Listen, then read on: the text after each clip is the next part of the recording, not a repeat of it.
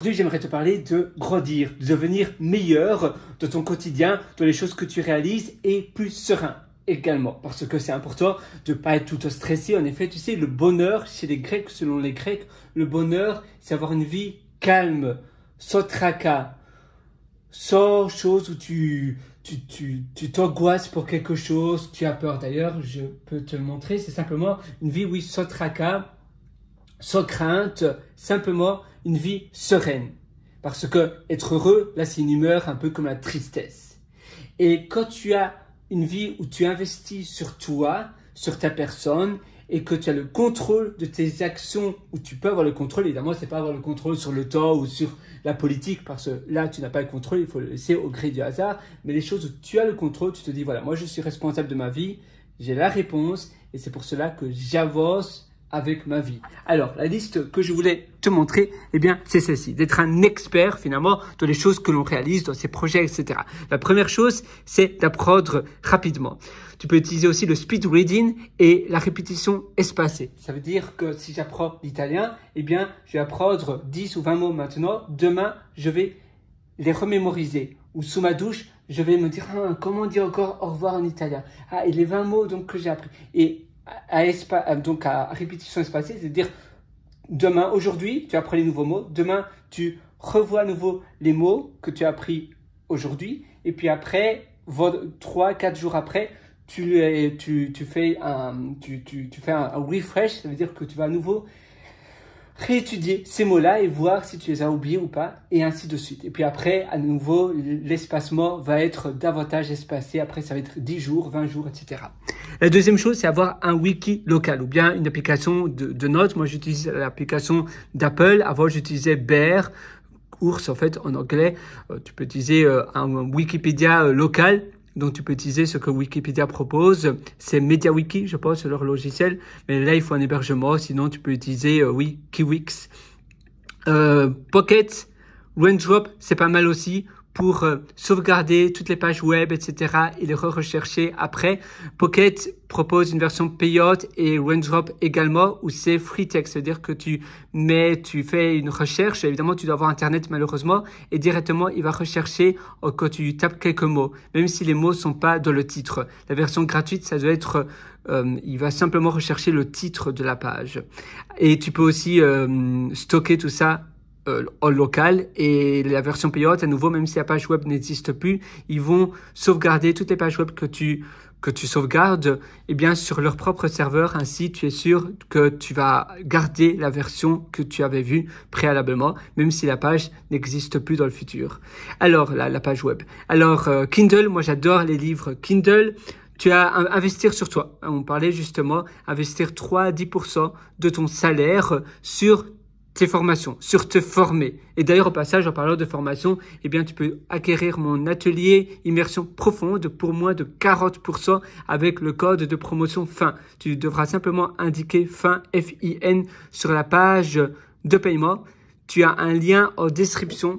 Sinon, tu vas sur pierreloiter.com, simplement pierrewriter.com, comme ça. Et là, tu pourras acquérir mon atelier en indiquant le code de promotion FIN. Voilà. Alors, revenons à nos petits moutons.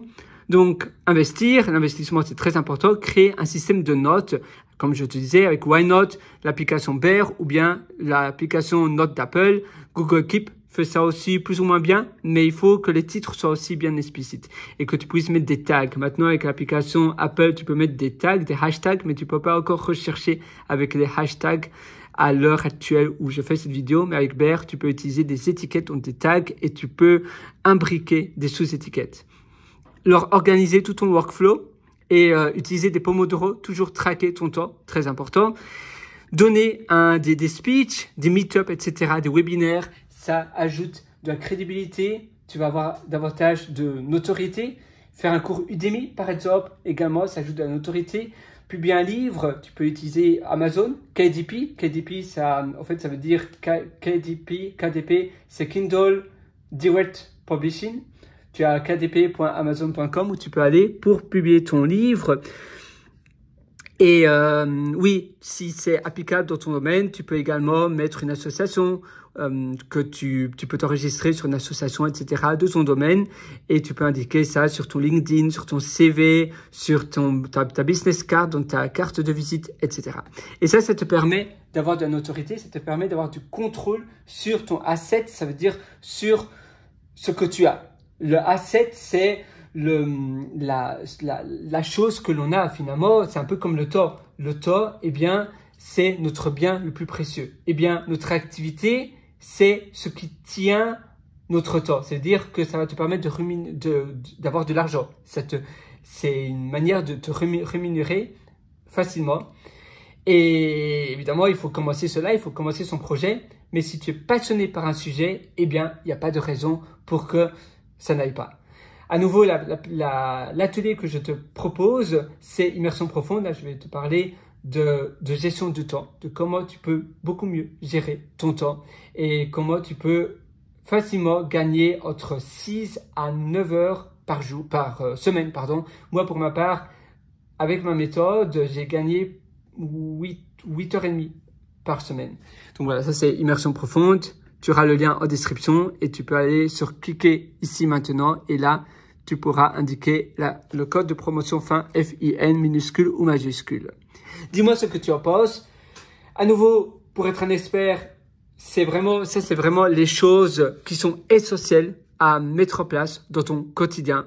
Moi, ça a tout changé pour ma vie, pour la manière dont je fais mon activité.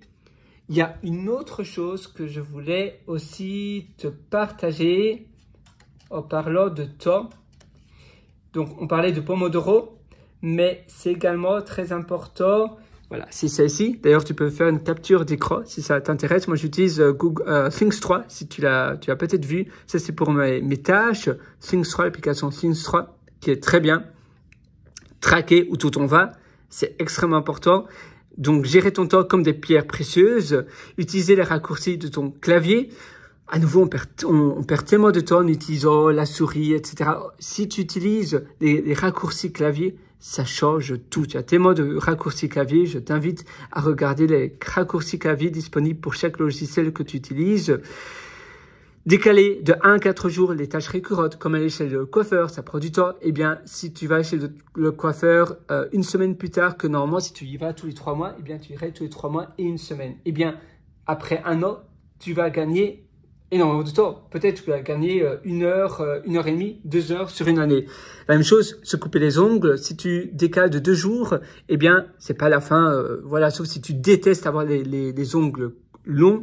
Mais sinon, tu peux facilement faire cela. Utiliser des gestionnaires de mots de passe, ça te permet de tellement gagner de temps. OnePassword, n'utilise pas LastPass, c'est pas bien. Mais sinon, tu peux utiliser le gestionnaire de mots de passe d'Apple. Ils l'ont récemment fait une grosse mise à jour. Maintenant, tu peux même exporter les mots de passe, etc. Sinon, tu as le gestionnaire de mots de passe de Google qui est très bien également. Toujours savoir quoi faire après ce que tu fais. La méthode de sautage d'un repas, moi j'utilise souvent cela, je mange 2 repas par jour. Un repas, je trouve que 2 repas c'est le meilleur équilibre. Un seul repas c'est un peu trop lourd, mais sinon le jeûne c'est très bon, il n'y a pas de contradiction de manger un seul repas par jour, de prendre un repas par jour. Tu peux demander à ton médecin si tu as des problèmes de santé, mais on ne doit pas manger 3 repas. Et ça prend beaucoup de temps finalement. Moi j'aime bien quand je mange, je suis pleinement dans le moment présent, en pleine conscience. Et je n'aime pas devoir manger 3 fois tout le temps. Manger une seule fois ou 2 fois, mais alors je suis 100% dans le moment. Sinon, on a tendance à manger peut-être 3 ou 4 fois par jour. On dit non, mais je gagne du temps, je suis sur mon téléphone. Mais non, tu sais même pas ce que tu manges et tu es à 50%, ton attention est à 50% sur ton téléphone et à 50% sur ton repas. Ça ne fonctionne pas comme ça. Il faut être toujours à 100% dans une tâche. On est tous monotaches et il faut comprendre cela et ça va tout changer pour ta productivité si tu fais une tâche et puis une tâche et puis une tâche à la fois. Supprimer les choix, repas, habitudes. Par exemple, pour ma part, je suis végétarien, donc quand je vais dans un restaurant, c'est facile parce que je mange végétarien, donc il y a souvent pas beaucoup d'options végétariennes, donc c'est beaucoup plus simple. Les méthodes de l'immersion totale, être dans le flux, on en parlait, le sprint de 90 minutes, se faire délivrer des repas. Les contenus, d'abord, premièrement, tu vas supprimer tout ce qui est notification. Et puis, tu peux lire également tes emails via Siri. Tu peux aussi, dans les paramètres d'accessibilité, tu peux faire pour que tu puisses lire tes emails en faisant les deux doigts comme ça. Quand tu swipe down sur ton téléphone. Mais sinon, tu peux dire Siri, lis-moi les 10 dernières emails. Et la même chose avec Google Assistant. La diction, eh bien, ça fonctionne très bien pour également écrire un SMS, un texto, etc., un email. Tu utilises la diction de ton téléphone. Mettre un timer, c'est une question d'habitude finalement. Mettre un timer pour toutes les décisions que tu dois prendre, pour limiter ton temps. Et à chaque fois que tu dois faire un choix, eh bien, ça utilise de l'énergie toujours mentale. Donc, il faut se dire, voilà, ça, j'enlève. Comment est-ce que je peux utiliser un timer seulement pour limiter le temps de prendre un choix? Je mets un choix par défaut. Et si après, mettons 3 minutes, j'ai pas choisi le choix entre ça ou ça ou ça, eh bien, ça sera le choix par défaut. Mais je me donne un temps. Évidemment, le temps va varier de la gravité ou plutôt comment est sérieux le choix que tu dois prendre. Si c'est l'achat d'une voiture, c'est plus sérieux que aller dans un restaurant ou que quoi manger ce soir, tu vois. Ou si tu dois faire quelque chose encore plus sérieux, eh bien, tes vacances, est-ce que j'irai au Mexique ou bien au Sri Lanka? Eh bien, voilà, je me donne 40 minutes, tu vois. Et si après 40 minutes, je n'ai pas su choisir, eh bien, ça sera le choix par défaut qui était peut-être Sri Lanka. Utiliser l'intelligence artificielle, ça te permet donc vraiment d'utiliser les outils à ta disponibilité. Se lever tôt, ça aide également. Voilà. C'est tout pour cette session. J'espère que ça t'a aidé. Moi, je te souhaite absolument tout le meilleur. Je te retrouve dans mon atelier. Tu verras, même si tu as déjà suivi énormément d'ateliers de productivité, je suis sûr que ça va t'être énormément utile. C'est tout le retour que j'ai eu de mes élèves parce que je théorise énormément de choses. Donc, moi, j'ai hâte de te retrouver dans Immersion Profonde. Évidemment, ça va pas venir comme ça avec un claquement de doigts. Il faut que tu mettes en application ce que je vais t'enseigner. Mais si tu mets en application tout ce que je t'enseigne, alors tu verras un réel changement dans toutes tes journées.